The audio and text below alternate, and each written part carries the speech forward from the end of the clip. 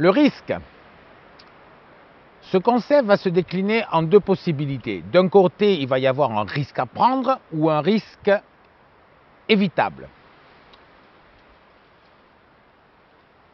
Donc, on va se lancer dans quelque chose où le risque va consister à éviter ou à redouter quelque chose. Le risque, c'est quelque chose à redouter ou à prendre. Et là, va se poser la question de la confiance. La confiance est nécessaire car elle permet la prise de risque. Car sans confiance, on n'a pas envie de prendre de risques, évidemment. La confiance est le contraire de l'espoir.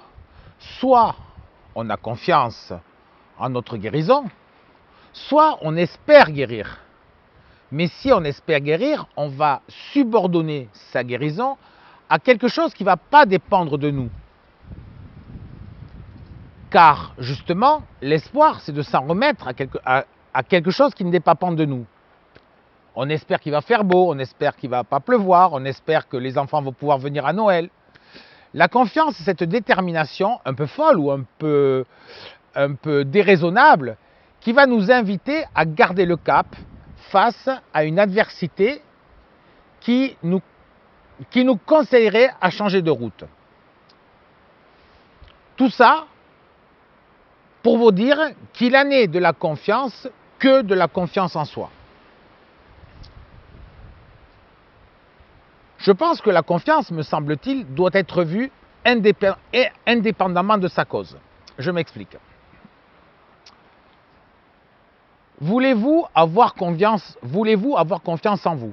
Soyez-le. C'est une décision, mais pas dans le sens où on décide.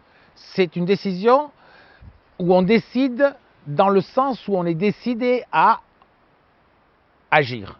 Ou dans le sens où on est décidé à se lancer dans un projet, à se lancer dans un mariage.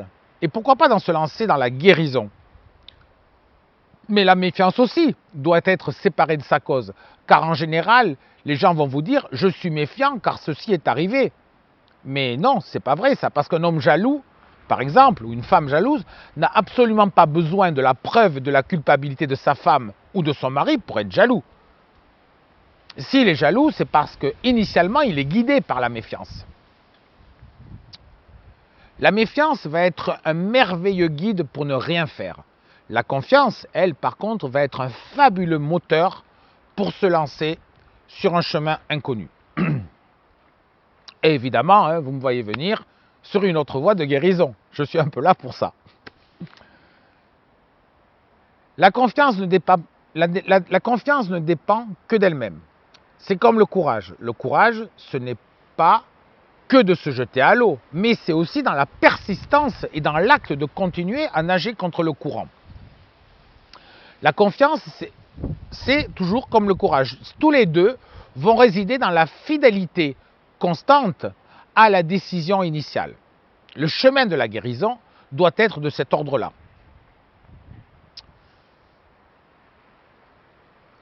On doit avoir confiance en sa guérison, avec la confiance ultime que la guérison sera 100% présente au bout du chemin. On ne fait jamais assez confiance dans la vie. On va toujours se méfier de nos actions, de nos déterminations, de nos capacités, de nos possibilités une fois de trop. La confiance, ça vient de confides, ça va procéder de la foi. Donc il faut se jeter dans le vide et avoir le courage d'arriver sur un autre chemin. Je pense qu'il appartient à chacun de ne pas ajouter aux difficultés de l'existence que l'on peut rencontrer jour après jour, le sentiment que la vie est difficile. Sinon, on risque de s'exposer à être malheureux 2 fois. En doublant la difficulté que l'on traverse avec la difficulté que l'on en déduit.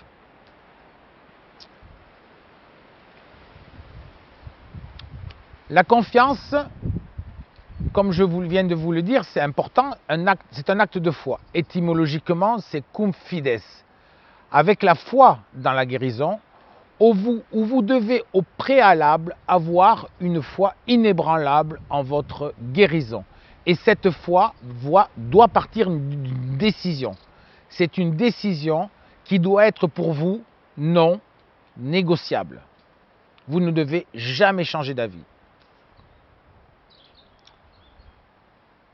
La confiance est un acte initial, elle est inaugurale. La confiance est une force incroyable, même si tout autour de vous, il y a des indicateurs du contraire qui se manifestent.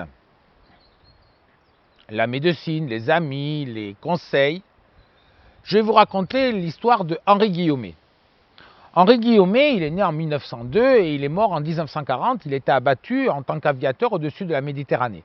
Et j'ai eu l'extraordinaire chance de rencontrer sa petite fille qui m'a raconté bien des histoires. C'était passionnant. Henri Guillaumet faisait partie de l'Aréos postale avec Roland Garros et Saint-Exupéry. Ces deux mots-là ne vous sont pas étrangers. Et il transportait le courrier de la France en Italie en passant au-dessus des Alpes. Un jour, Henri Guillaumet a eu une avarie de moteur et s'est écrasé avec son avion entre l'Italie et la France en pleine montagne, en plein hiver, dans la neige. Donc, a priori, toutes les chances qu'il soit survivant étaient très faibles. Monsieur Guillaumet a marché pendant 10 jours dans la neige pour ou 10 ou 15 jours, je ne sais plus, enfin c'était très long, ça je ne me rappelle plus exactement, et pour rejoindre sa base française. Il est arrivé dans un état catastrophique, malade, maigre, blessé, et évidemment sa femme, qu'on appelait la Guillaumette, ça je l'ai appris après, qui s'occupait de tout le monde, qui faisait la cuisine, qui était l'organisatrice de tout ce trio, Saint-Exupéry, Roland Garros et Henri Guillaumet, pleurant de joie à le voir arriver, mais quand même inquiète parce qu'il était quand même en très mauvais état. Et quand il est arrivé, il a eu juste le temps de dire une phrase avant de s'effondrer. Il a dit « Ce que j'ai fait, aucune bête au monde n'aurait pu le faire ». Et il s'est effondré, il a été soigné, il a survécu puisqu'il est mort bien des années plus tard au combat au-dessus de la Méditerranée. Mais je vous raconte cette histoire pas pour ça. En fait, je vous raconte cette histoire pour une phrase de Saint-Exupéry. Quand il a raconté cette histoire, il a dit, vous savez, c'est extraordinaire ce que M. Guillaumet a fait. Il a dit, mais moi je sais pourquoi il l'a fait. Il a réussi cet exploit parce qu'il ne savait pas que c'était impossible. Il a eu confiance.